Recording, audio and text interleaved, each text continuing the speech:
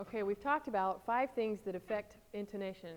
Assuming that we've got a good room temperature, we've got a good lead pipe angle, we're using good air, our hand is in the right place, and everything is functioning as it ought to, how do we get in tune with the tuner or with our colleagues in band?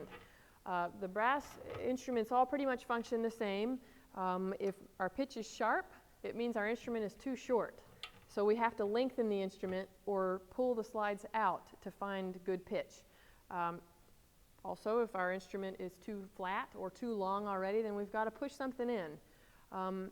We talked about how to figure out what the slides do, so let's talk just briefly about, on the horn, which slides you need to do for what.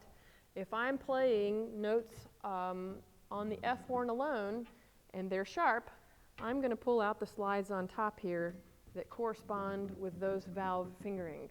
If I'm playing notes on the B flat side of the horn or with trigger, on the back side you can see that the B flat horn, I'm kind of pointing to it here, it's the smaller version of these slides just underneath.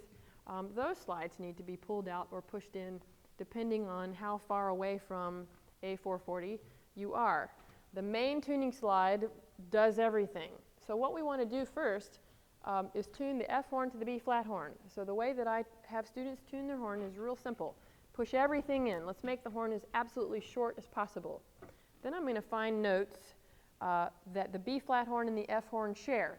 One note that they share, for example, is B natural. So I'm going to play B natural on the F side, and then I'm going to play it on the B flat side.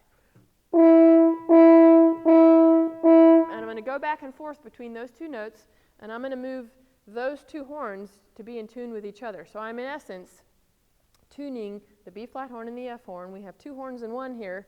I'm going to get those 2 horns in tune with each other first. I'm going to move all the slides on the F horn and the B flat horn and the valves to get in tune with each other. Then I'm going to take the whole instrument and move that in tune with the tuner or the band or where I am, and I'm going to use the main tuning slide to do that. Now, one question you might have is, okay, I've done that. Now, why do I even have these other various slides? Some horns have extra slides up here.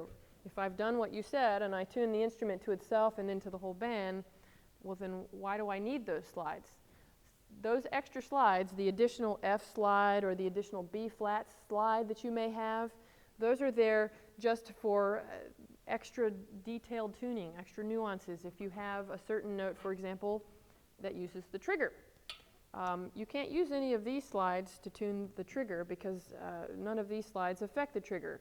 Some horns have an additional B flat slide just for the trigger, or just because certain sections of your B flat horn you want to have a little bit lower.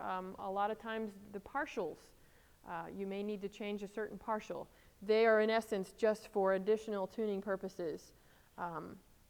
That's basically how we tune the horn. Always knowing that there are variables. Where you are in the chord. Do I have tonic? Do I have the fifth? Am I playing the major third? Is that particular valve combination sharper than something else? There are all kinds of things that affect intonation, but remembering how to use the slides can certainly help quite a bit.